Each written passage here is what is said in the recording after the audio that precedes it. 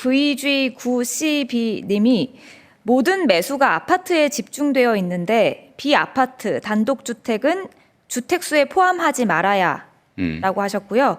그리고 JNH7767님이 30억 실거주 이상 보유세 대폭 인상, 다주택자는 기한 내 팔 수 있게 퇴로 마련이라고 의견 남겨주셨습니다. 네. 그리고 찡찡 J9B님이 생애 최초 실수요자 집단 대출 기계약 완료된 건들 주담대 대출 규제 완화를 간곡히 요청드립니다.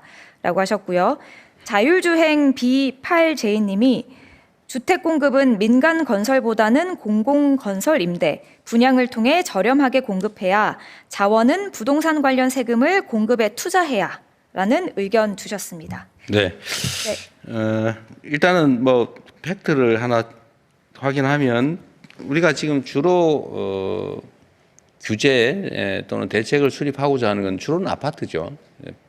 비아파트에 대해서는 뭐 거의 특별한 규제를 하지 않는, 오히려 권장하는 그런 상태라는 말씀을 좀 드립니다.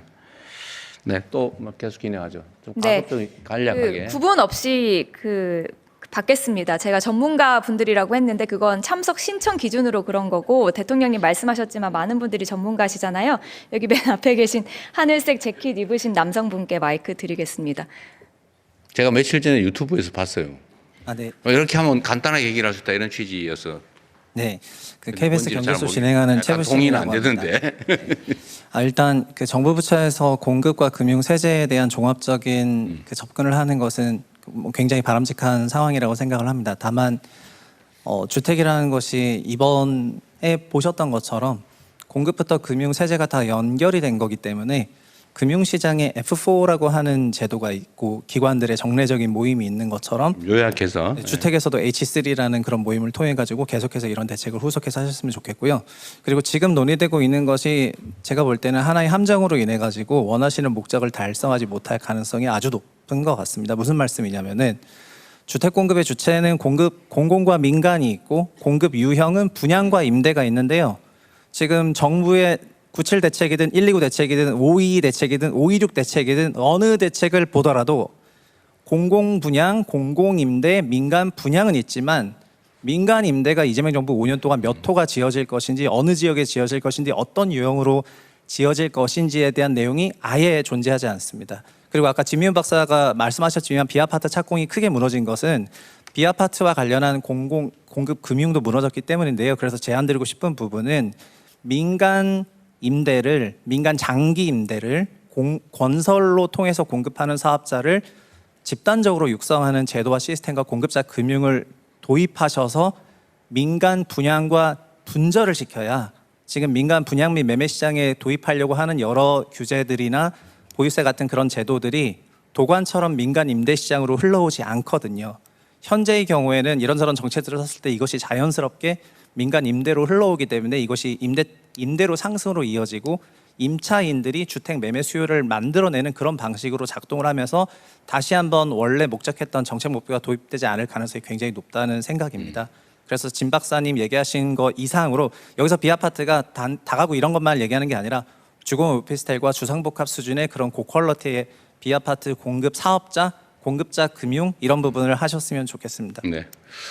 민간 건설 임대, 비아파트, 뭐 아파트도 상관없고, 네, 건설 임대 부분은 우리가 무관심한 것은 아니고 기존의 제도들이 나름은 있죠. 근데 그게 잘 작동을 안 하는 거겠죠. 네, 가령 금융만 하더라도요.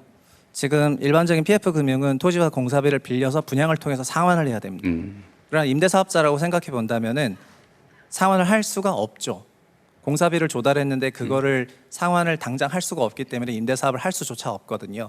그래서 아까 비아파트 착공이 왜 안 됐냐면 한국에서는 그것을 전세금으로 받아가지고 100가구를 공급하게 되면 공사비가 3억인데 100세 되면 300억이 되지 않습니까?